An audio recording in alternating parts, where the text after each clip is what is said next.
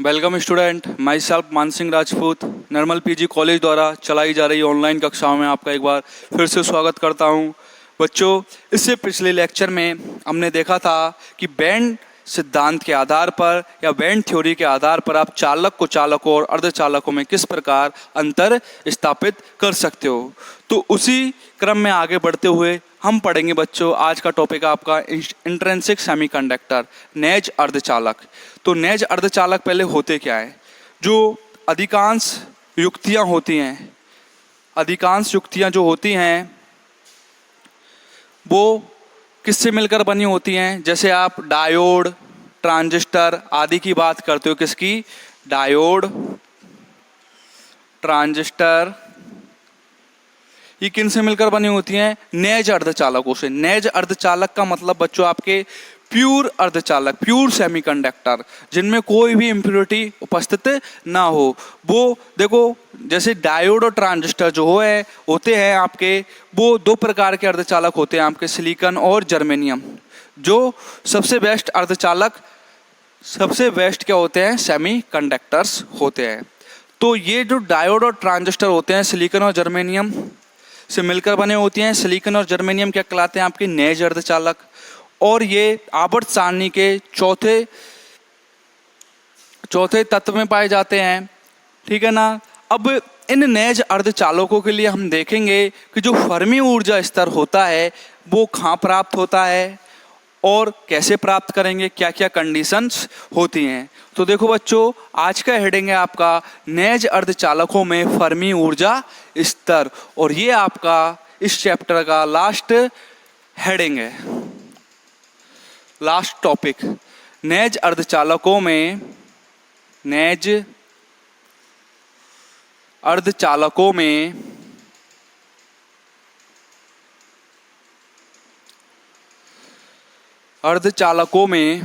Fermi ऊर्जा स्तर कि नेज अर्धचालकों में जो फर्मी ऊर्जा स्तर होता है वो कहाँ विद्यमान होता है। तो हम जानते हैं कि इलेक्ट्रॉन्स की संख्या ज़्यादा होने के कारण जो इलेक्ट्रॉन्स होते हैं संयोजकता कोश से, जो नंबर ऑफ फ्री इलेक्ट्रॉन्स की संख्या ज़्यादा होने के कारण किस में इंट्रिंसिक सेमीकंडक्टर्स की हम बात जब करते हैं तो सेमीकंडक्टर्स में हमने पढ़ा था कि जो संयोजकता कोश होता है उसमें फ्री इलेक्ट्रॉन्स होते हैं। तो उन फ्री इलेक्ट्रॉनों की संख्या ज़्यादा होने के कारण जब हम सेमीकंडक्टर्स के दोनों सिरों के मध्य बैटरी जोड़ देते हैं तो क्या होता है? विद्युत धारा का प्रभाव होता है। विद्युत धारा के प्रभाव होने के कारण जो इलेक्ट्रॉन्स होते हैं वो संयोजकता कोश से कहाँ जंप करते हैं? आपके कंडेंसन बैंड में। संयोजकता बैंड से कहाँ जंप करेंगे? कंडक्शन बैंड में। क्यों? क्योंकि उनका जो वर्जित ऊर्जा अंतराल है वो लगभग 1 इलेक्ट्रॉन वोल्ट के बराबर होता है। तो हम देखेंगे कि जो इलेक्ट्रॉन्स जंप किए हैं उनके लिए, अर्धचालकों के लिए जो ऊर्जा स्तर प्राप्त हो रहा है, फर्मी ऊर्जा स्तर कहाँ प्राप्त हो रहा है? चालन बैंड में प्राप्त हो रहा है या फिर संयोजकता बैंड में प्राप्त हो रहा है? देखते हैं किस पोजीशन पर जो फर्मी ऊर्जा स्तर है, जो इलेक्ट्रॉन्स जंप किए हैं, वो कहाँ प्राप्त होता है। तो इसके लिए बच्चों हम आपके थर्मोडायनेमिक्स में सेकेंड ईयर में आपने पढ़ा होगा, स्टैटिकल फिजिक्स के अंदर जो फर्मी डिराक सांख्यिकी है उसके वितरण नियम का उपयोग करेंगे कि जो इलेक्ट्रॉन्स जंप किए हैं उनके पाए जाने की अधिकतम प्रायिकता कौन सी जगह होगी। तो from Fermi Dirac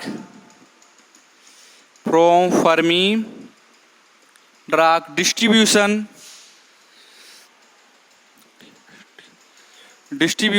law, Fermi Dirac distribution law से जो पार्टिकल्स जंप किए हैं, इलेक्ट्रॉन्स, फ्री इलेक्ट्रॉन्स जंप किए हैं, उनके पाए जाने की अधिकतम प्रायिकता को रिप्रेजेंट कर रहे हैं बच्चों हम एफ ऑफ ई से। किसका उपयोग करते हुए? फर्मी डिराक डिस्ट्रीब्यूशन का। तो ये हो जाएगा बच्चों आपका 1/e⁻e EF/kT+1 के बराबर। क्या हो जाएगा आपका? एफ ऑफ ई बराबर 1/e⁻EF/kT+1।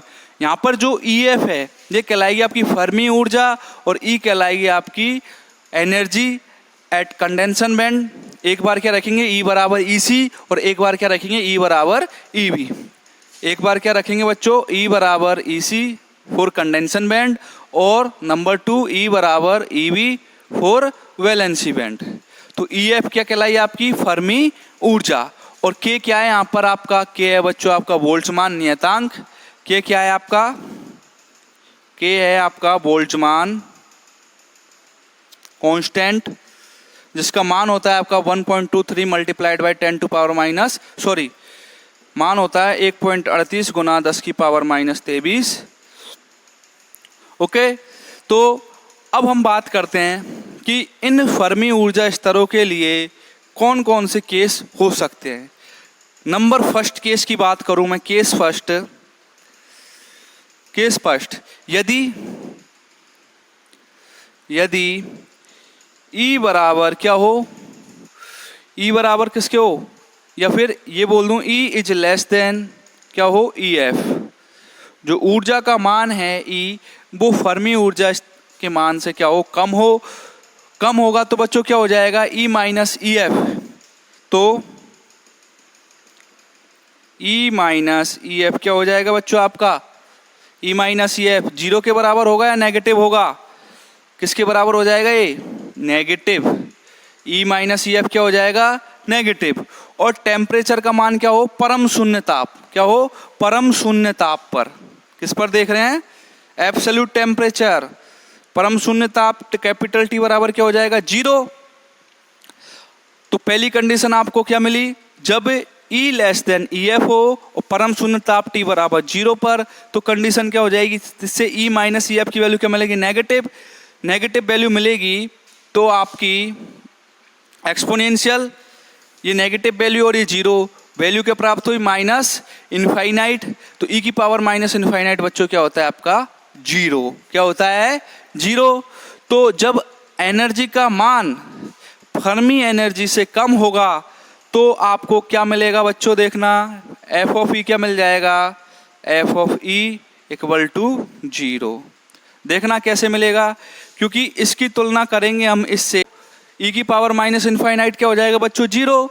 तो यहाँ पे इसकी वैल्यू पुट कर देंगे तो क्या हो जाएगा एफ ऑफ ई अधिकतम प्रायिकता या अधिष्ठान प्रायिकता maximum occupation number of electrons क्या हो जाएगा 1/, इसकी वैल्यू क्या हो गई बच्चों जीरो प्लस 1 क्या हो जाएगा 1।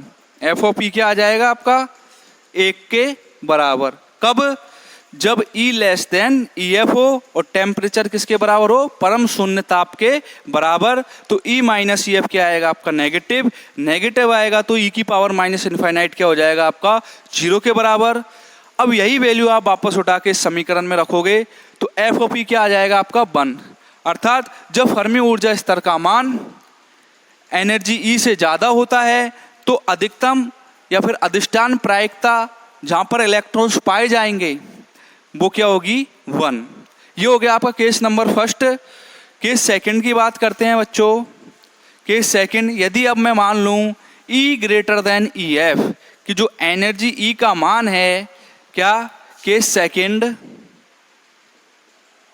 E greater than E F, E greater than E F, E greater than E F हो जाएगा तो E माइनस ई एफ क्या होगा, तो E minus E F equal to positive. E minus E F क्या हो जाएगा पॉजिटिव हो जाएगा। तो बच्चों और टेम्परेचर क्या है भाई आपका T बराबर जीरो एट एब्सोल्यूट टेम्परेचर परम शून्य ताप। तो देखो E minus E F positive, तो ये वाली नीचे वाली टर्म देखना E की power E minus E F by के टी का मान क्या प्राप्त होता है। तो देखो E की power E minus E F over के टी। तो देखो E माइनस ई एफ क्या है आपका पॉजिटिव, तो ये पॉजिटिव वैल्यू आ गई। और ये परम शून्य ताप, तो क्या हो जाएगा E की पावर इनफाइनाइट क्या होता है इनफाइनाइट के बराबर। मान क्या मिलेगा E की पावर इनफाइनाइट, जो किसके बराबर हो जाएगा आपका इनफाइनाइट।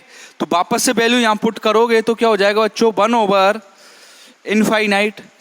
इनफाइनाइट की तुलना में 1 क्या हो जाएगा आपका, या फिर +1 लिख सकते हो। तो इनफाइनाइट की तुलना में आप 1 को क्या मान लोगे, नगण्य। तो वैल्यू क्या आ जाएगी आपकी, 0। क्या आ जाएगी, 0। कब, जब ई का मान एफ ऑफ ई क्या हो जाएगा, 0। अधिष्ठान प्रायिकता क्या हो जाएगी आपकी, 0। जहाँ अधिष्ठान प्रायिकता का मतलब यह है कितने नंबर ऑफ इलेक्ट्रॉन्स वहां पर एक्सिस्ट कर रहे हैं, पाए जा रहे हैं। तो केस नंबर सेकंड बच्चों आपका क्या हो गया, ई ग्रेटर देन ई एफ पर क्या हो गया, प्रायिकता 0।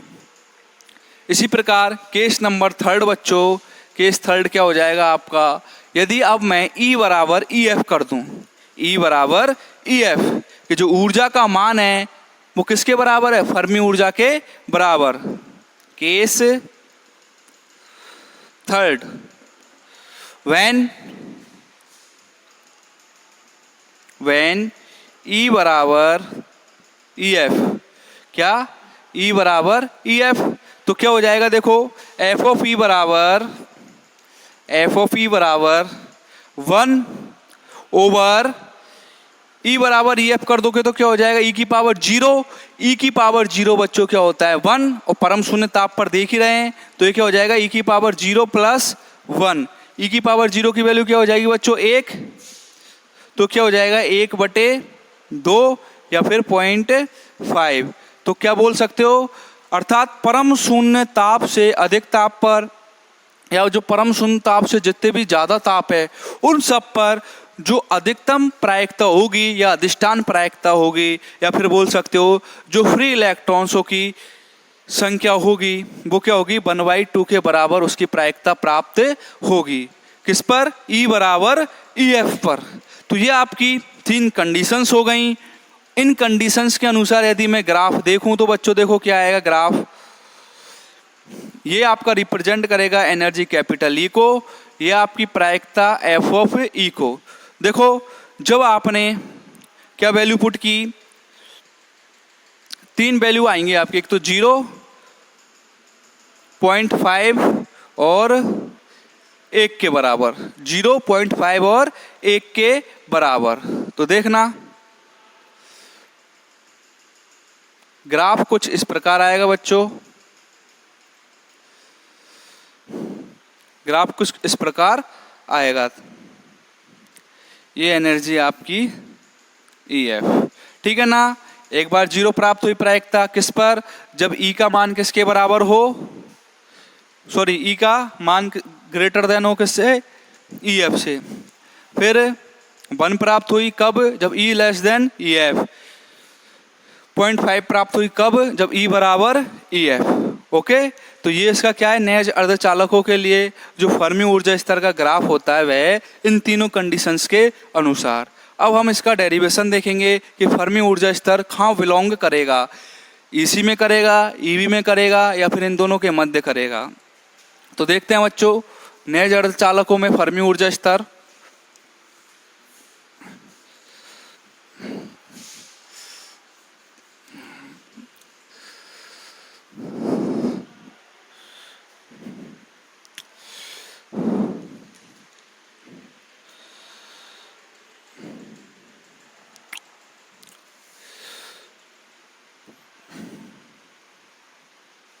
देखो बच्चों होता क्या है, नेज अर्धचालकों में कुछ इलेक्ट्रॉन्स जो होते हैं, नेज अर्धचालकों में, नेज अर्धचालकों में कुछ इलेक्ट्रॉन फर्मी ऊर्जा स्तर से, कुछ इलेक्ट्रॉन संयोजकता बैंड से, संयोजकता बैंड से चालन बैंड में संक्रमण कर जाते हैं, चालन बैंड में संक्रमण कर जाते हैं। इन चालन बैंड में संक्रमण करने के कारण इनकी जो होती है प्रति एकांक आयतन में क्या होता है, लगातार परिवर्तन होता है। तो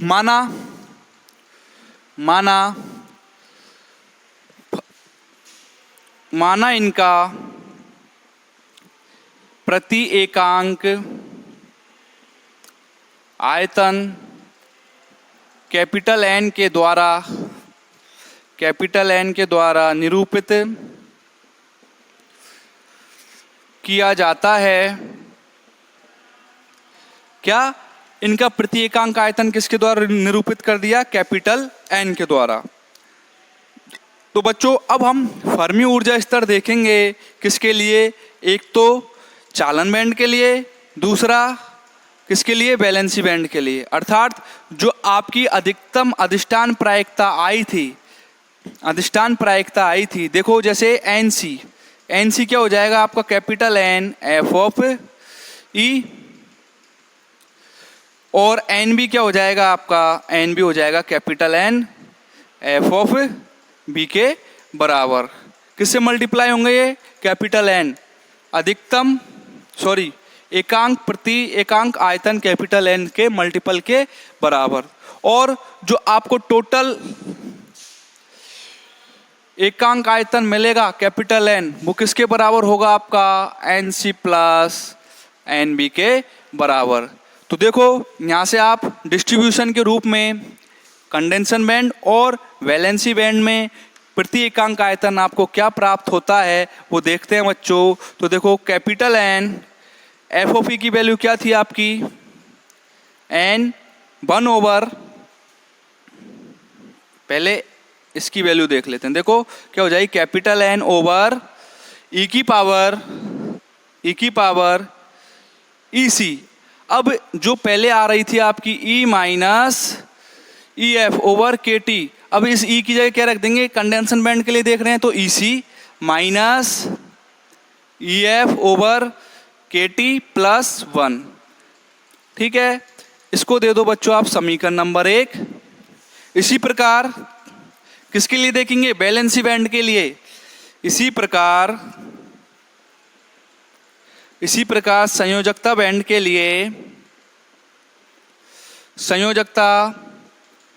के लिए, देखो क्या हो जाएगा संयोजकता बैंड के लिए? वही एन से मल्टीपल होगा, N B equal to N F of E. F of E की वैल्यू जानते हो, अब की बार ई की जगह क्या लिख दोगे? E B. तो क्या हो जाएगा ये? एन ओवर ई की power E B minus E F over के टी प्लस 1। समीकरण नंबर 2 क्या हो जाएगा? एन ओवर ई की power E B minus E F over के टी प्लस 1। ये हो जाएगा आप समीकरण नंबर 3। चूंकि जो नेज अर्धचालक होते हैं उनमें टोटल प्रति एकांक आयतन किसके बराबर होता है? N C plus N B, चालन बैंड प्लस संयुक्ता बैंड के प्रति एकांक आयतन के बराबर। तो देखो बच्चों, यदि मैं यहाँ से एन सी बराबर निकालूं तो क्या हो जाएगा आपका? N minus N B. अब समीकरण नंबर 1 और 2 से आपके पास एन सी और एन बी दोनों की वैल्यूज हैं। समीकरण नंबर 1/2 से एन सी व एन बी के मान रखने पर, समीकरण 1/2 से एन सी व एन बी के मान रखने पर, देखो बच्चों क्या हो जाएगा? समीकरण 1 और समीकरण नंबर 2 से दोनों मान हैं आपके पास एन सी और एन बी के, तो मान रख दो। देखो एन सी की वैल्यू क्या हो जाएगी आपकी? एन सी की वैल्यू क्या हो जाएगी? कैपिटल एन ओवर ई की power E C minus E F over के टी प्लस 1। ये तो हो गई आपकी एन सी की वैल्यू, बराबर N minus capital N over N B की वैल्यू क्या हो जाएगी? ई की power E B minus E F, देखो ई की power E B minus E F over के टी प्लस 1 इसका क्या कर दोगे? एलसीएम लेकर क्या कर दोगे? मल्टीपल। तो देखो एन से एन, देखो यहाँ एन है, यहाँ एन है, यहाँ एन है, एन से एन कैंसिल आउट कर दूं तो क्या हो जाएगा? 1 ओवर ई की power E C minus E F over के टी प्लस 1 ओवर ई की power E C minus E F over के टी प्लस 1। इक्वल टू, देखो ये इससे मल्टीप्लाई होगा तो क्या हो जाएगा, ई की power E B minus E F over के T plus 1 minus 1 divide by, नीचे वही टर्म आ जाएगी आपकी ई की power E B minus E F over के टी प्लस 1 के बराबर। तो देखो बच्चों अगली टर्म क्या हो जाएगी आपकी, जब इसको और सिंपल वे में करोगे सॉल्यूशन इसका, तो देखना, देखो अगला टर्म क्या हो जाएगा आपका 1 ओवर ई की पावर क्या है, ई C minus E F over के टी प्लस 1 बराबर, देखो ये +1 है बच्चों और ये -1, तो +1 से -1 कैंसिल आउट और बाकी क्या टर्म बच जाएगी आपके पास, ई की power E B minus E F over के टी। ये ई बी और ई सी क्या है आपकी, energy of condensation band and energy of valency band, divide by 1 से 1 कैंसिल आउट हो गया, देखना वहां पर +1 से -1 और नीचे क्या बच जाएगा आपका, ई की power E B minus E F over के टी प्लस 1 के बराबर।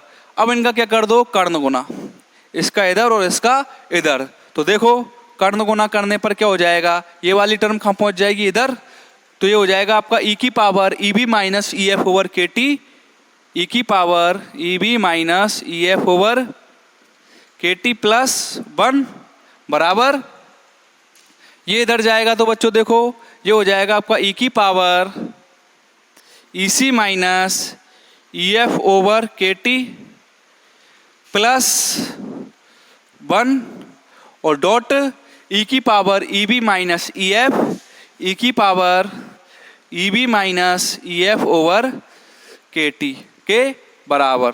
तो देखो ये टर्म तो ऐसी रहेगी, यदि इस टर्म को इससे गुना कर दूं तो क्या हो जाएगा, देखो ये होगा आपका ई की power E C minus E F over के टी को किससे गुना कर रहे हैं, ई की power E B minus E F over के टी से, तो देखो क्या हो जाएगा, ई की पावर ई सी ओवर के टी, ई की पावर ई सी ओवर के टी, या फिर ऐसे लिख सकते हो ई की power E C minus E F, E की power E C minus E F over के टी डॉट ई की power E B minus E F over के टी, इसका किससे गुना कर दिया, इससे, अब 1 से कर दो तो क्या हो जाएगा, प्लस ई की power E B minus E F over के टी के बराबर। तो देखो क्या हो जाएगा, दोनों जुड़ जाएंगे एक्सपोनेंशियल टर्म, तो ये हो जाएगा आपका ई की power E C plus E B minus 2 EF over के टी के बराबर, यही हो जाएगा ई की power E C plus E B minus 2 EF over के टी। देखो E C plus E B minus के 2 EF ओवर के टी, दोनों एक्सपोनेंशियल टर्म क्या हो गई, जुड़ गई, और प्लस ई की power E B minus E F over के टी के बराबर। और इधर क्या चल रहा था बच्चों आपका, इधर चल रहा था आपका ई की power E B minus E F over के टी प्लस 1, ई की power E B minus E F over के टी प्लस 1।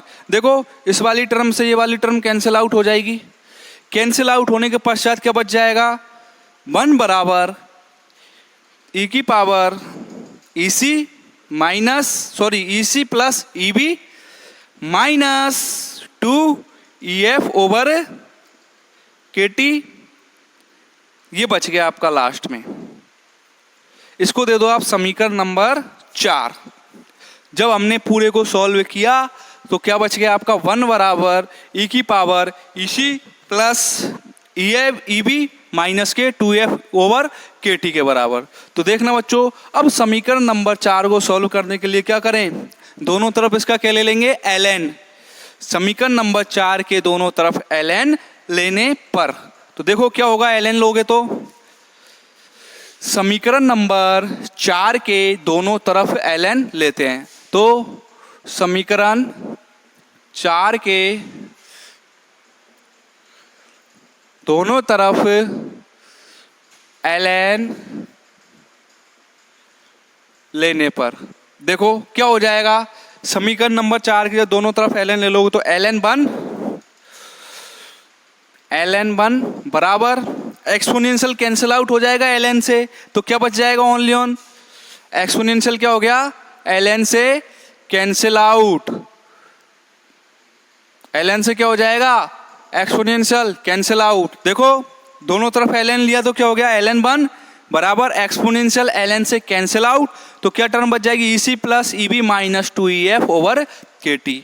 ओके, और हम जानते हैं चूंकि ln 1 की वैल्यू क्या होती है, 0, तो ये किसके बराबर हो जाएगा, EC plus EB minus 2EF over KT equal to 0, क्योंकि ln 1 क्या हो गया आपका 0 के बराबर। तो यहां से आपको क्या मिल जाएगा, EC plus EB minus 2EF equal to 0।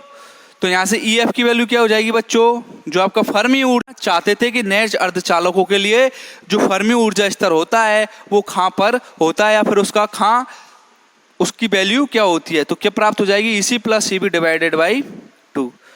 तो अतः हम कह सकते हैं इस फॉर्मूले से, इसको दे दो समीकरण नंबर 5, कि नेज अर्धचालकों के लिए जो फर्मी ऊर्जा स्तर होता है वो कहाँ होता है, EC plus EB divide by 2 के मध्य में। कहाँ होता है, EC plus EB divide by 2 के मध्य में। तो देखो बच्चों, यदि इसके लिए हम ग्राफ देखेंगे, नेज अर्धचालकों के लिए ग्राफ देखेंगे, तो देखो क्या आएगा ग्राफ आपका, जैसे ये आपका कंडेंसन बैंड है,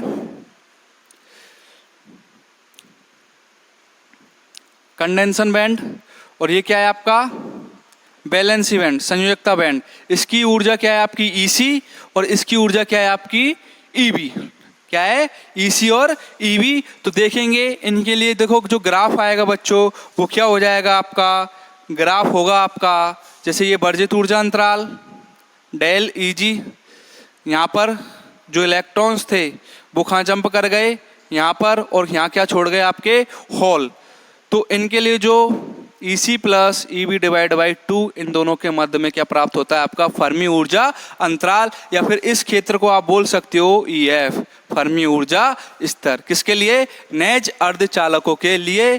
तो बच्चों ये टॉपिक आपका यहीं खत्म होता है, आज के लिए इतना ही। इससे आगे हम बच्चों अगली क्लास में देखेंगे इस चैप्टर की यदि कुछ न्यूमेरिकल्स प्रॉब्लम होंगी तो उनको सॉल्व करेंगे। आज के लिए बच्चों इतना ही, धन्यवाद।